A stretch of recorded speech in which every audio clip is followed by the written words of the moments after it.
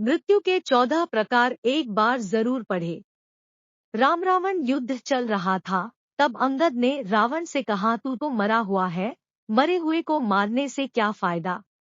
रावण बोला, मैं जीवित हूँ, मरा हुआ कैसे।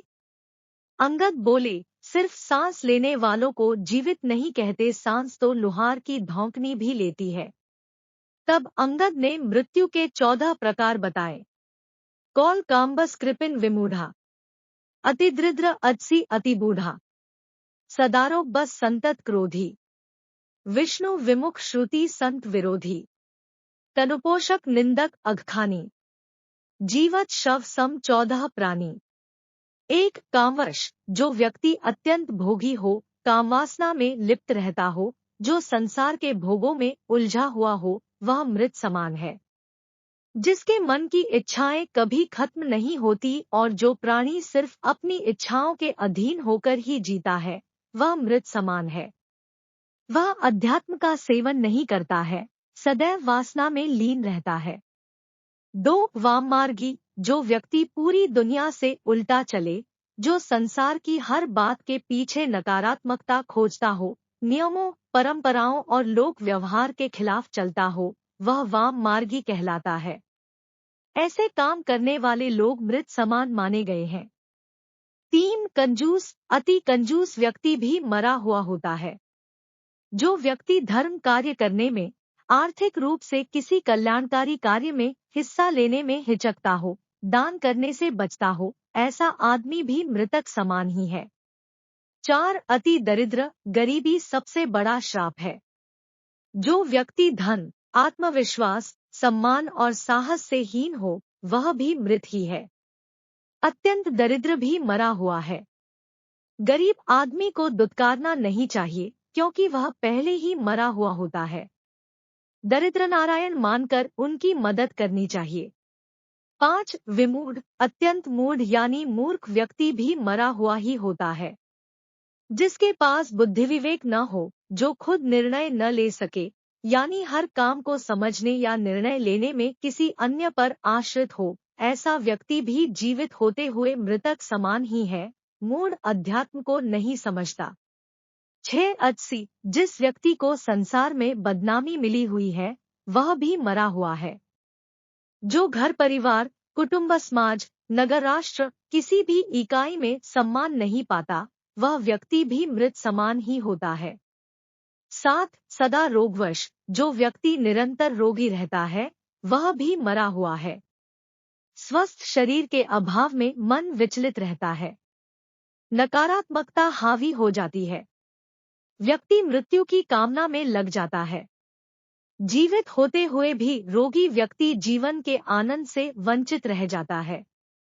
8 अति बूढ़ा, अत्यंत वृद्ध व्यक्ति भी मृत समान होता है, क्योंकि वह अन्य लोगों पर आश्रित हो जाता है। शरीर और बुद्धि दोनों अक्षम हो जाते हैं। ऐसे में कई बार वह स्वयं और उसके परिजन ही उसकी मृत्यु की कामना करने लगते हैं, ताकि उसे इन कष्टों से मुक्ति मिल सके। 9 सतत क्रोधी, 24 घंटे क्रोध में रहने वाला व्यक्ति भी मृतक समान ही है। ऐसा व्यक्ति हर छोटी बड़ी बात पर क्रोध करता है। क्रोध के कारण मन और बुद्धि दोनों ही उसके नियंत्रण से बाहर होते हैं। जिस व्यक्ति का अपने मन और बुद्धि पर नियंत्रण न हो, वह जीवित होकर भी जीवित नहीं माना जाता। पूर्व जन्म के संस्कार लेकर यह जीव क्रोधी होता है।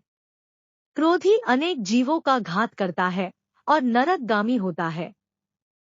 10 अघखानी, जो व्यक्ति पाप कर्मों से अर्जित धन से अपना और परिवार का पालन पोषण करता है, वह व्यक्ति भी मृत समान ही है। उसके साथ रहने वाले लोग भी उसी के समान हो जाते हैं। हमेशा मेहनत और ईमानदारी से कमाई करके ही धन प्राप्त करना चाहिए। पाप की कमाई पाप में ही जाती है और पाप की कमाई से नीच गोत्र निगोद की प्राप्ति होती है। 11 तनुपोषक, ऐसा व्यक्ति जो पूरी तरह से आत्मसंतुष्टि और खुद के स्वार्थों के लिए ही जीता है, संसार के किसी अन्य प्राणी के लिए उसके मन में कोई संवेदना न हो, ऐसा व्यक्ति भी मृतक समान ही है। जो लोग खाने पीने में, वाहनों में स्थान के लिए हर बात में सिर्फ यही सोचते हैं कि सारी चीजें पहले हमें ही मिल जाएं, बाकी किसी अन्य को मिले न मिले, वे मृत समान होते हैं।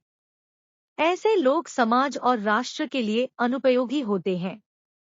शरीर को अपना मानकर उसमें रत रहना मूर्खता है, क्योंकि यह शरीर विनाशी है, नष्ट होने वाला है। 12 निंदक, अकारण निंदा करने वाला व्यक्ति भी मरा हुआ होता है, जिसे दूसरों में सिर्फ कमियां ही नजर आती हैं। जो व्यक्ति किसी के अच्छे काम की भी आलोचना करने से नहीं चूकता है, ऐसा व्यक्ति जो किसी के पास भी बैठे तो सिर्फ किसी न किसी की बुराई ही करे, वह व्यक्ति भी मृत समान होता है। परनिंदा करने से नीच गोत्र का बंध होता है। 13 परमात्म विमुख, जो व्यक्ति ईश्वर यानी परमात्मा का विरोधी है, वह भी मृत समान है। जो व्यक्ति यह सोच लेता है कि कोई परमतत्व है ही नहीं, हम जो करते हैं वही होता है, संसार हम ही चला रहे हैं, जो परम शक्ति में आस्था नहीं रखता, ऐसा व्यक्ति भी मृत माना जाता है।